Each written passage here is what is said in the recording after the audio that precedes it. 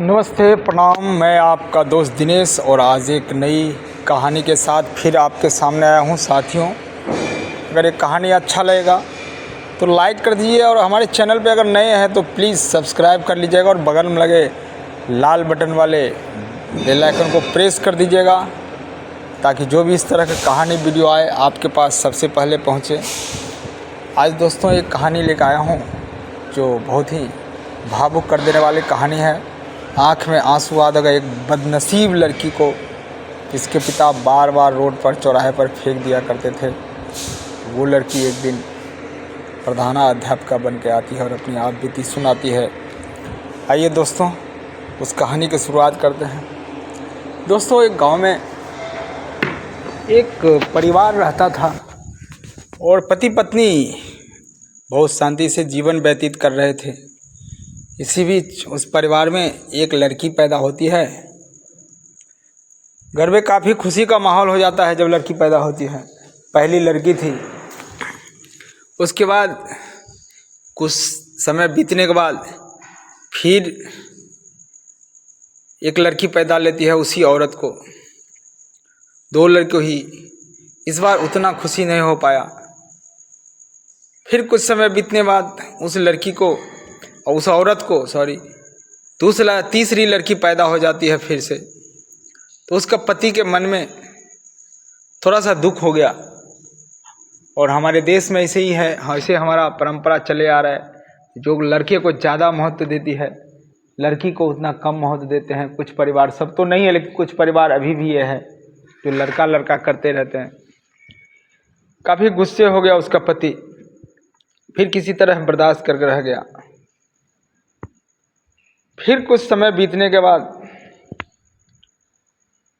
एक और लड़की पैदा हो गई उस महिला को।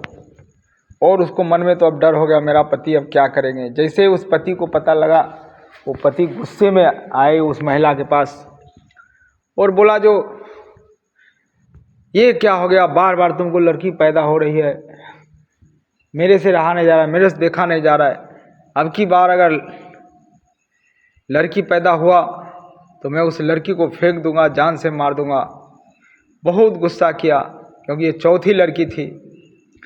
समय बीतता गया। कुछ समय बाद उस महिला ने एक और लड़की को जन्म दिया। वो लड़की को जन्म देने के बाद जैसे ही उसका पति को पता लगा, वो काफ़ी गुस्से में आया और गुस्से में आकर के उसको लड़की को उस औरत से छीन लिया और जा कर के शहर के एक चौराहे पे रख दिया रात को और आ गया। और जब सुबह आकर के फिर देखने गया, जो देखते हैं वो लड़की को कोई ले गया कि नहीं ले गया। देखा तो लड़की वैसे ही पड़ी थी उस चौराहे पर। फिर वो शख्स वापस अपने घर लेके आ गया। जब शाम हो गया, रात थोड़ी सी, फिर उस लड़की को लेके गया और फिर चौराहे पर रख दिया। फिर रात भर लड़की रोती बिलखती रही। फिर सुबह देखने गया, उस आदमी ने देखता हूँ कोई लड़की को ले गया कि अभी भी पड़ी है। देखा तो लड़की अभी भी पड़ी थी। ऐसे ही कई रोज करते रहा लेकिन वो लड़की को कोई नहीं लिया। इतना अभागन बोल रहा था, अभागन लड़की है जो कोई नहीं तुमको ले रहा है यहाँ से। फिर उस मर्द ने, उसका पिताजी, लड़की का पिताजी ने फैसला किया कि अब इसको रखने हम नहीं जाएंगे चौराहे पर, अब हम अपने पास ही रखेंगे। और उसको रख लिया। कुछ दिन बाद उस महिला को बहुत एक मुश्किल से एक लड़का को जन्म दिया। फिर लड़का को जन्म देने के बाद बहुत खुशी हुआ घर में।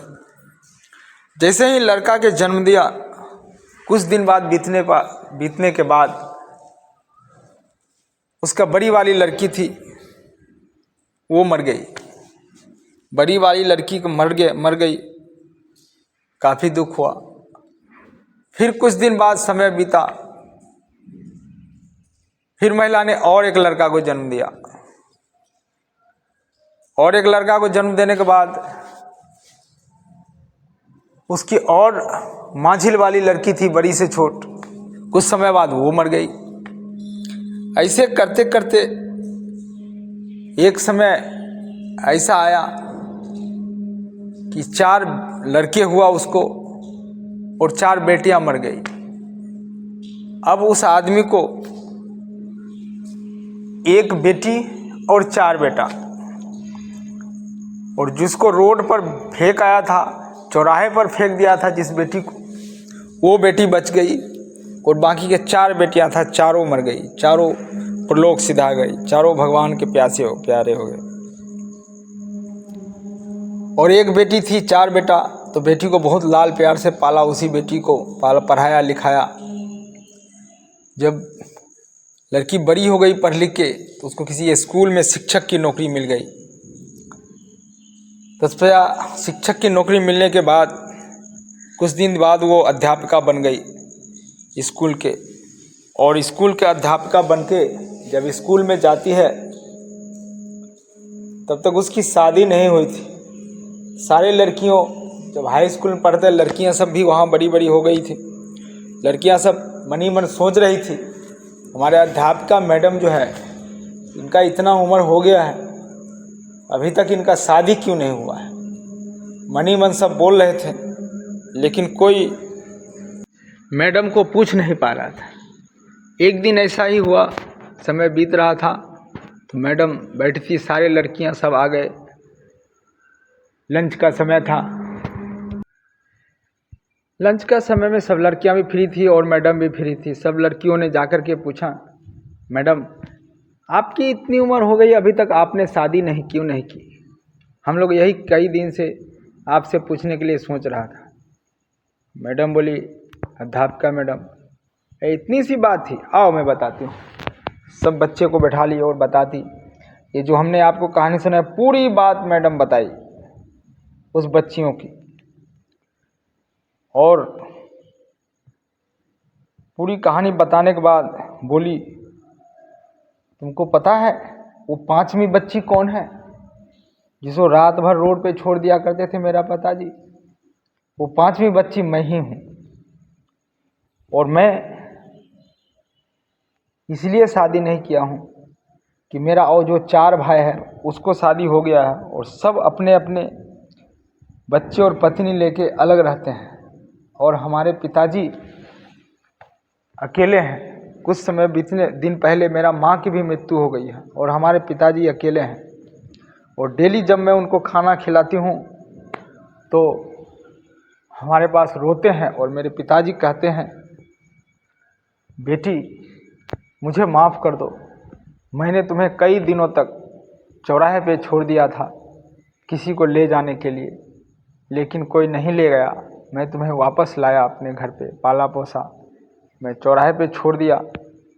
इसके लिए मैं तुमसे माफ़ी चाहता हूँ, मुझे माफ़ कर दो बेटी। ये हमारे पिताजी बोलते हैं। ये कहानी सुनाते सुनाते मैडम भी भावुक हो गई। मैडम का भी आँख से आंसू निकल गए, और जितने बच्ची लड़कियाँ विद्यार्थी थे उसके भी आंसू निकल गए। दोस्तों, ये एक लड़की की, एक बदनसीब लड़की की कहानी थी। कैसा लगा आप लोग ज़रूर कमेंट्स करके बताइएगा। अगर कहानी अच्छी लगे हो तो दोस्तों को भी लाइक कर दीजिएगा, शेयर कर दीजिएगा। जय हिंद, जय भारत।